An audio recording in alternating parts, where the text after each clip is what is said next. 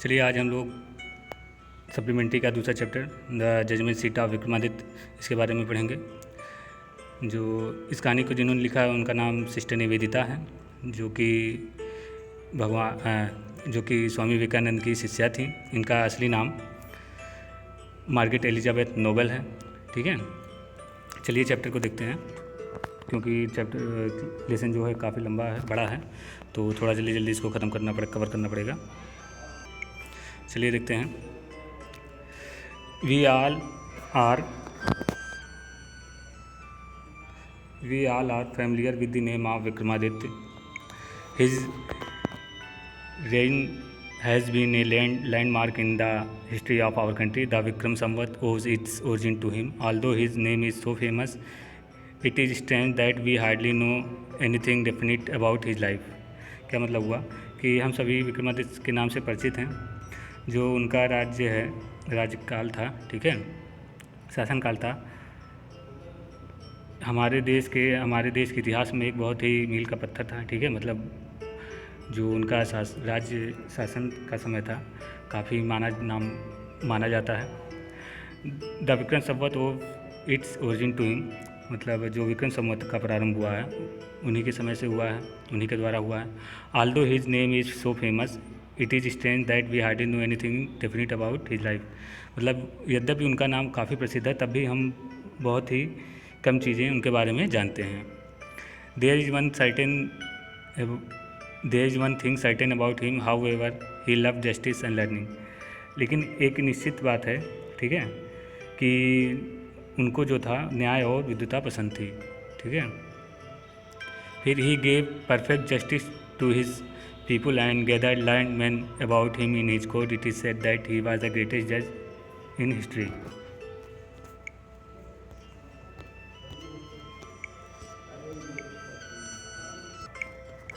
तो इसका क्या मतलब हो जाएगा कि he gave perfect justice to his people, यानी वह अपने जनता को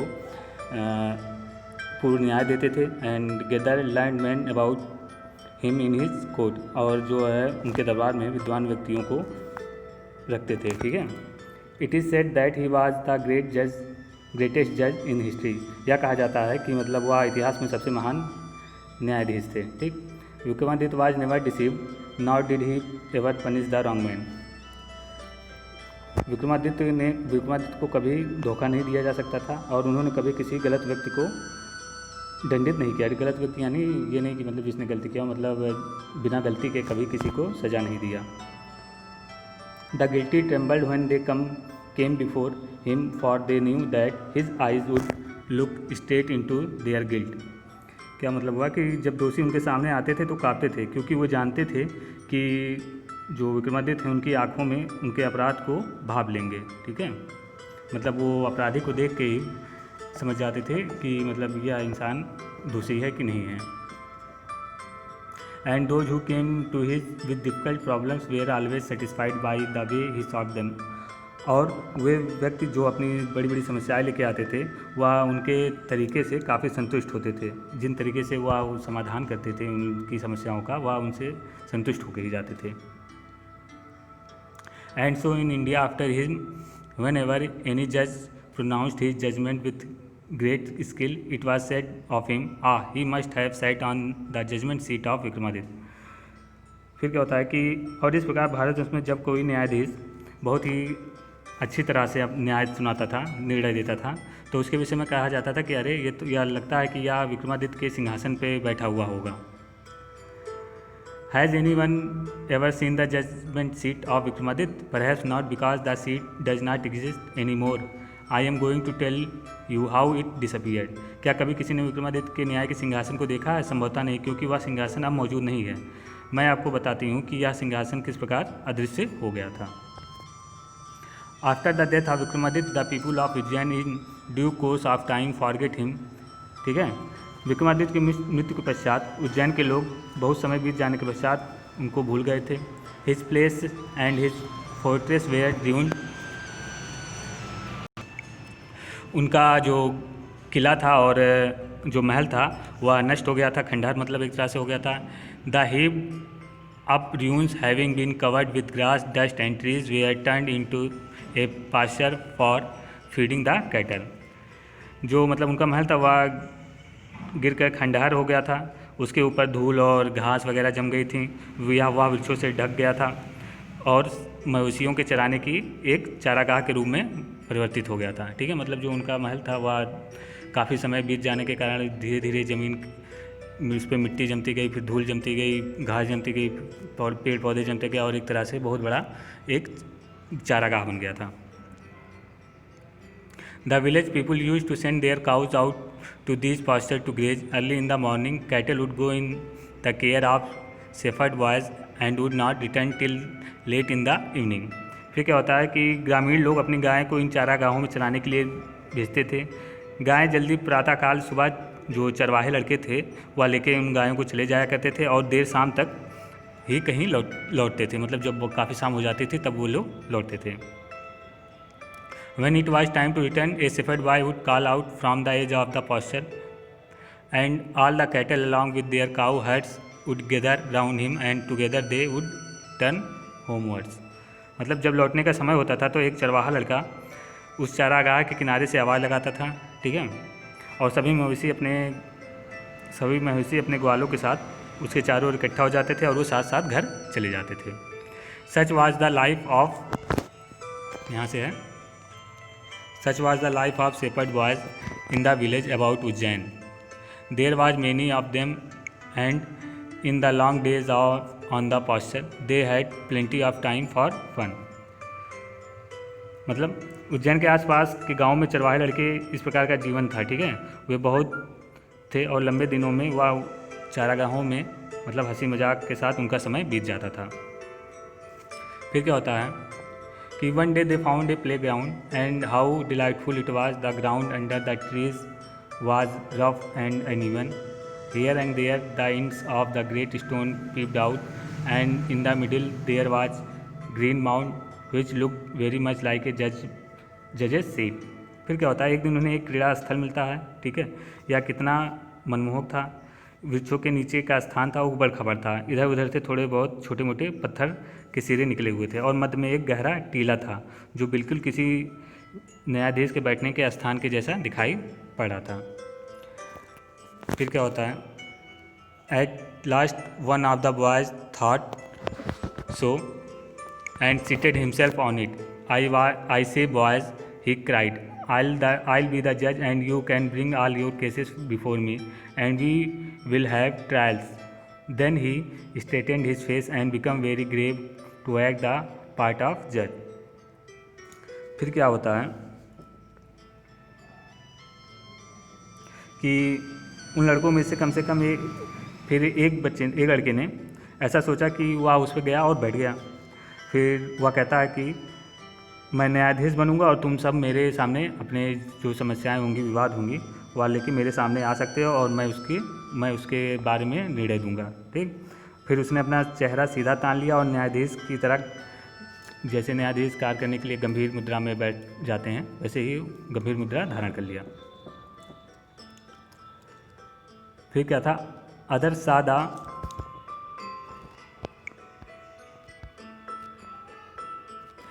saw the fun at once and whispering among themselves quickly picked up some quarrel and appeared before him. Each group stated their case, one saying that a certain field was theirs, another saying that it was not, and so on. They all wanted him settle the dispute.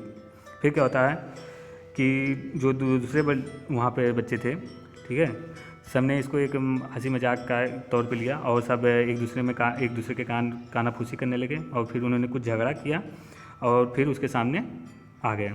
फिर प्रत्येक समूह ने अपना अपना पक्ष रखा। एक ने कहा कि यह खेत उसका था, दूसरे ने कहा नहीं है, या वह खेत मेरा है, और इस तरह से वो अपना विवाद लेकर उसके सामने आए।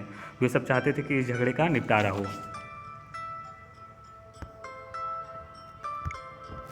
फिर आगे देखते हैं।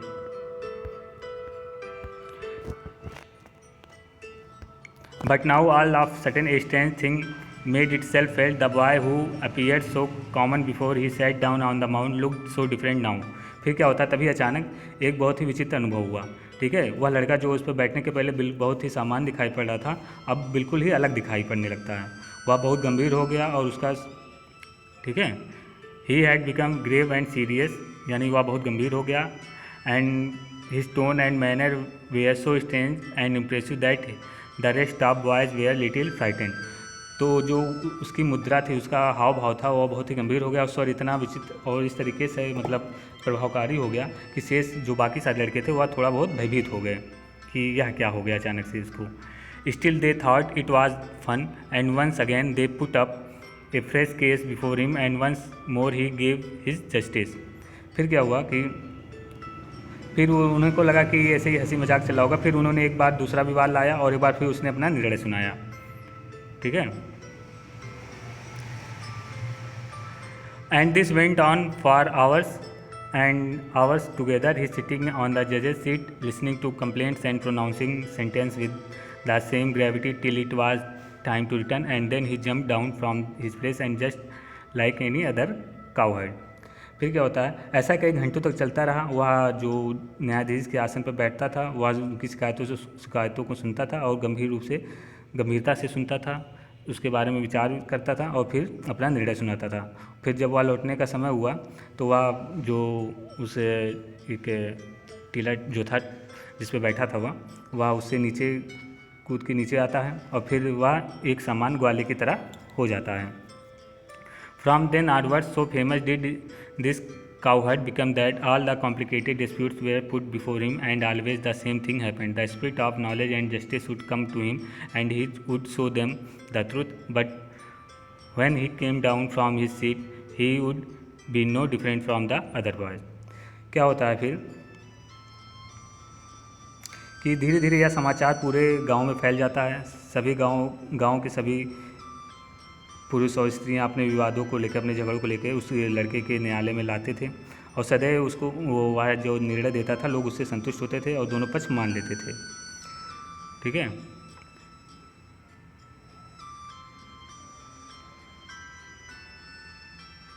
फिर क्या होता है